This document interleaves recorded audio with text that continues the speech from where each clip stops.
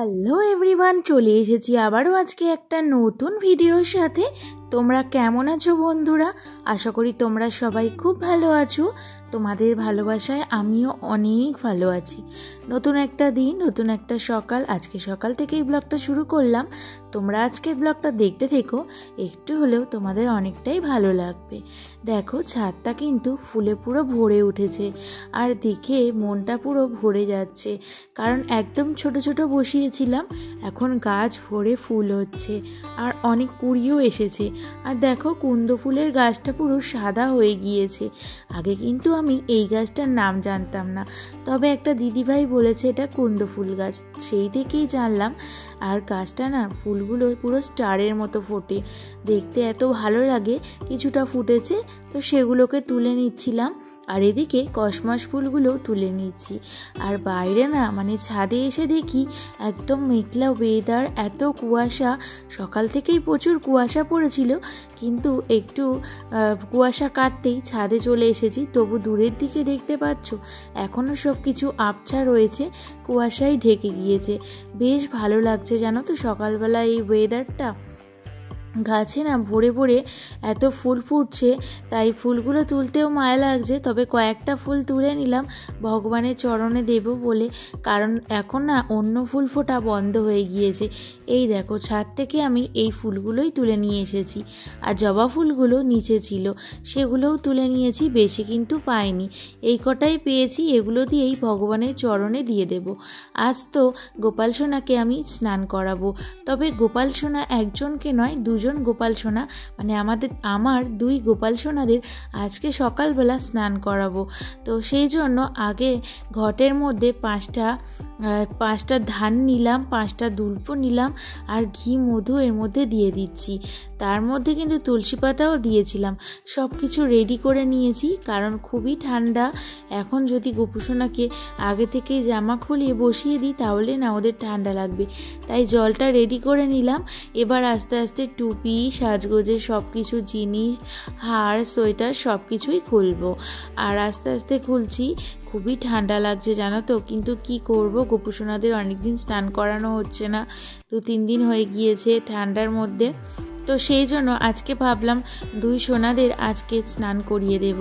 তো সোয়েটারগুলো খুলে নিয়ে জামাটাকেও পাল্টে দেব, কারণ এক জামা অনেক দিন ধরেই পরে আছে। আর একটু হাতের মধ্যে ঘি আর মধু দুটো নিয়ে ভালো করে মিশিয়ে নেব। আগে ঘি আর মধুটা সারা গায়ে লাগিয়ে নেব, তারপরেই জল দেব।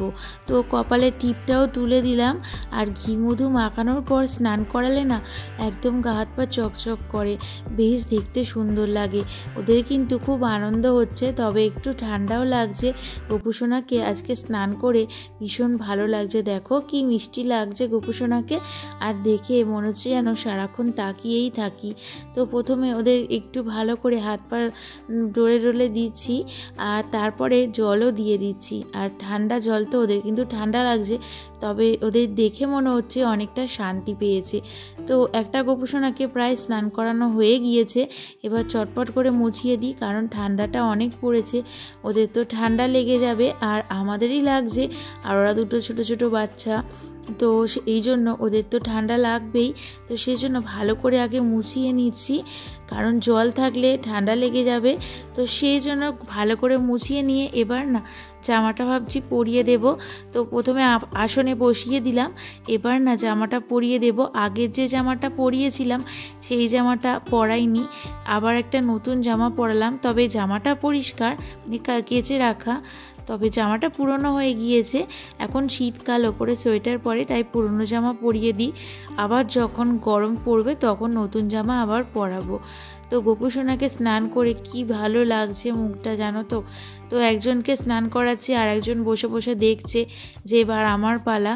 তো এই গোপুসোনাকে আগে স্নান করিয়ে সোয়েটার পরিয়ে সব কিছু, হার, টুপি সব কিছু পরিয়ে দিলাম, দুলটাও পরিয়ে দিয়েছি। এবার বসিয়ে দেব, তারপর ওই গোপুসোনাকে স্নান করাবো। তো এই গোপুসোনা স্নান হয়ে গেল, এবার বসে পড়ুক। এবার দেখো, এই গোপুসোনাকে নিয়েছি, মুখটা কি দুষ্টুমি করছে, দেখে মনে হচ্ছে খুব দুষ্টুমি করছে, যে বলছে স্নান করব না, কিন্তু স্নান করাতেই হবে। আর দেখো এখন একেও একইভাবে কিন্তু স্নান করিয়ে দেব। প্রথমে ঘি মধু মাখিয়ে দেব, তারপরে স্নান করাবো। আর এদের না স্নান করাতে আমার খুব ভালো লাগে, মনের দিক থেকে একটা যেন শান্তি পাই। কয়েকদিন ধরে ঠিকঠাক করে ভিডিও ছাড়ি না, তার জন্য অনেক দিদিভাইরা আমাকে খুব মিস করছে, আর অনেকেই জিজ্ঞেস করেছে কেন আমি ভিডিও ছাড়ি না। প্রথমেই বলি ভিডিও না ছাড়ার কারণ ভিডিওটা করতে আর ভালো লাগে না। একটা জায়গায় যাওয়ার পর ভিউজ আর বাড়ে না, একটা জায়গায় গিয়ে কিন্তু স্টপ হয়ে যায়, তাই ভিডিও করার ইচ্ছাটাও চলে গিয়েছে। তবু তোমাদের ভালোবাসায় আজকে আর না ভিডিও ছেড়ে থাকতে পারলাম না। তোমরা এত সবাই দিদিভাই এত ভালোবাসা দিচ্ছ আর এত বারবার কমেন্ট করছো, তাই তোমাদের কমেন্টে ভিডিও না দিয়ে থাকতে পারলাম না।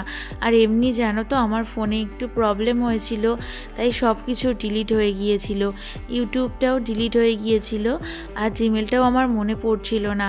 তো হঠাৎ করে মনে পড়তে আবার কিন্তু খুলে গিয়েছিল। তবে আগের মতো আর ভালো লাগে না ইউটিউবে ভিডিও দিতে।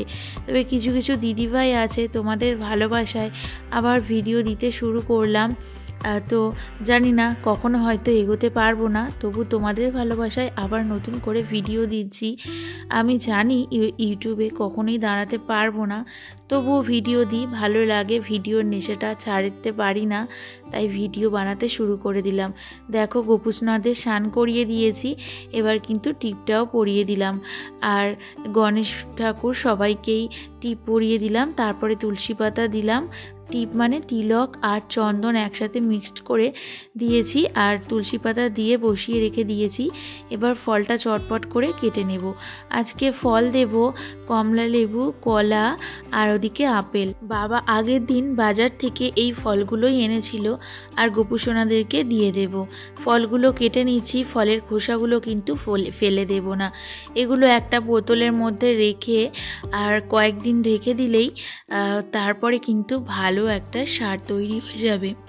সার মানে গাছের দেওয়ার জল তৈরি হয়ে যাবে, ওষুধ বলতেই পারো, যেটা গাছেদের জন্য খুবই প্রয়োজন। তাই ফলটা গোপুসোনাকে দিয়ে দিলাম, আর খোসাগুলো রেখে দিচ্ছি, কারণ জল খুব উপকারী গাছের খেতে। কারণ গাছে এখন দেখছো ভরে ভরে ফুল হয়েছে, সবই এই ফলের জলের জন্যই।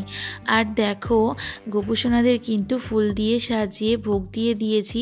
তোমরা আমাদের গোপাল আজকে দর্শন করে নাও, আজকে সারাদিনটা তোমাদের কিন্তু অনেক অনেক ভালো কাটবে।